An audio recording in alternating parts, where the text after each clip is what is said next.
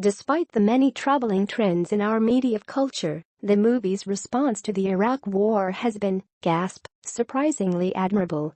Since the mid-2000s, a steady stream of films have artfully addressed war's aftermath and the home front, from Stop Loss and In the Valley of Elah to Grace Is Gone and The Messenger, and maybe even American Sniper.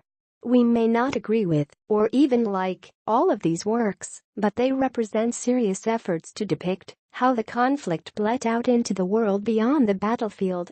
Richard Linklater's Last Flag Flying, based on Darryl Ponicsan's 2005 novel, follows 3 Vietnam veterans who reunite to retrieve the returning body of a young man killed in Iraq.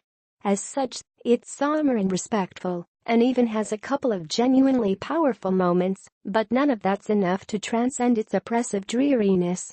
Rating R genre drama, running time 124 min. Showing today in one theater. More info, trailer, all film and TV coverage. Ponicsan's original book was actually a sequel to his cult 1970 novel The Last Detail, which was filmed so masterfully by Hal Ashby in 1973. The author also co-wrote the script for Last Flag Flying, but the characters have been changed somewhat for the movie version.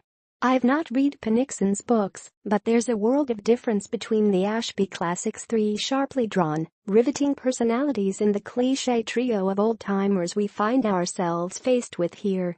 The film opens with almost supernaturally shy recent widower Larry Doc Shepard, Steve Carell, entering a seedy bar owned by his old Marine buddy, gruff boozer Sal Neal and Bryan Cranston.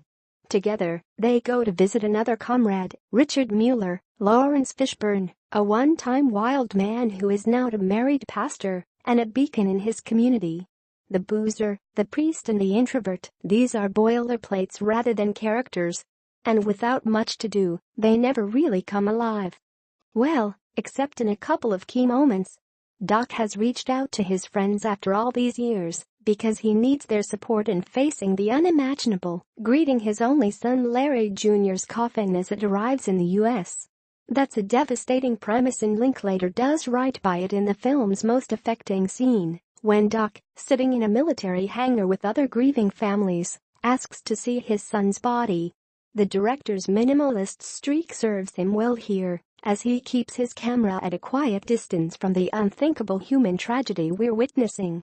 But for much of the rest of the film, as Doc, Sal, and Mueller, joined by Charlie Washington, J. Quinton Johnson, a young lance corporal who was Larry Jr.'s best friend, accompany the coffin on its journey from Delaware to Doc's home in New Hampshire, simplicity slides into the simplistic, and Linklater's unobtrusive cinematic style starts to feel slack and unimaginative.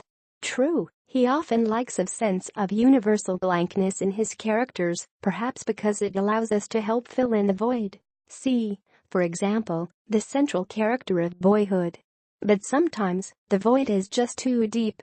Some weak attempts at suspense do the opposite of keeping us interested. An initially compassionate, but ultimately hard-headed Colonel, Yao Vasquez, briefly turns into a bad guy when he commands Washington to make sure the young man is buried in his military uniform and not his pussy, motherfucking graduation suit.